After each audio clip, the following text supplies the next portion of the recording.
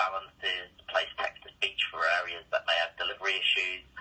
You can place an order, do a payment, account information, delivery information, credits, replacements. So it's a huge, should I say, a solution that automates a lot of transactions within Avon, and it's also a solution that's based on premise. So when you start looking at different vendors, you then kind of break down how many vendors can actually provide a solution for on-premise IVRs, and it's very different to, obviously, when you look at the market, there's a lot that can do, should I say, network-hosted IVRs. So when we started scoping and looking at solutions, we looked at multiple, and it was everything from, do we do nothing? Do we get rid of our IVR? Do we stop agent payments?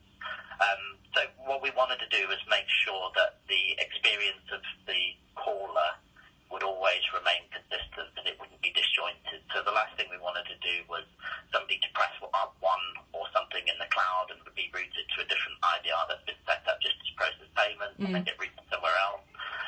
So I think when we started breaking it down, there's only a handful of providers that can obviously provide solutions like the one that we've implemented. So we obviously then went through the sourcing process and we looked at a number of different factors as to, do you know what I mean, who we felt was the best supplier, and then obviously ultimately we decided to select Syntec.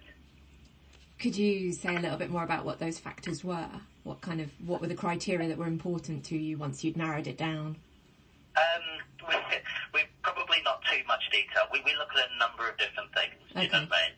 Everything, as a project team, we all evaluate suppliers and we look at different facets, do you know what I mean? Ranging from the whole experience that we've had through to, do you know what I mean, cost, through to service, through to, do you know what I mean, the company's financials and so on. So we kind of do a very rigorous process looking at vendors and using a scoring matrix to make sure that we choose the one that we think is best fit for Avon.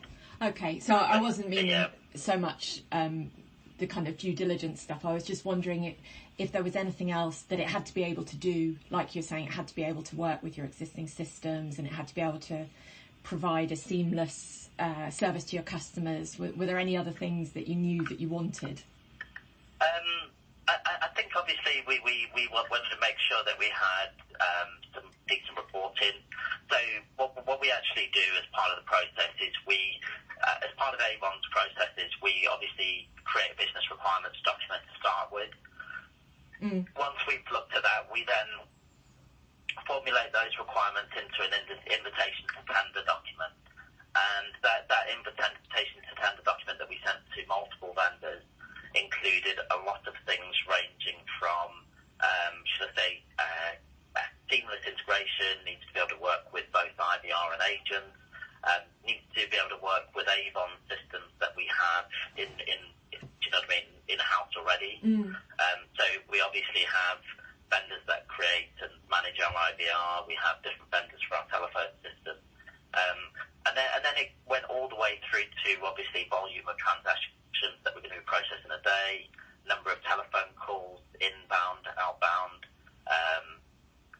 and then really going down to, do you know what I mean, the ability to do things like busy diverts for disaster recovery on the telephone numbers, being able to see all the CDR reports, billing reports, and then also the captures of card detail PAN. So it kind of encompassed everything ranging from start to finish. Okay. And since kind of giving the go-ahead to Card Easy, I know you've only just kind of put it live. Is there any, did you run a pilot or something like that? Has there been any feedback from staff or from customers, or is it literally you're just waiting to see now how it turns out? Yeah, kind of in its infancy, really. Early days. We've only gone live with the IVR, and there's not much difference in the representative experience. From a caller's perspective, we already used to obviously take payments and a significant amount a day. The only real difference is that we no longer play the card number that we used to do before. So previously, the caller used to enter the card number and then we'd confirm it back to them and they'd say yes or no. So in the new world, what we've done in that particular call flow is just ask them to enter their card number and then we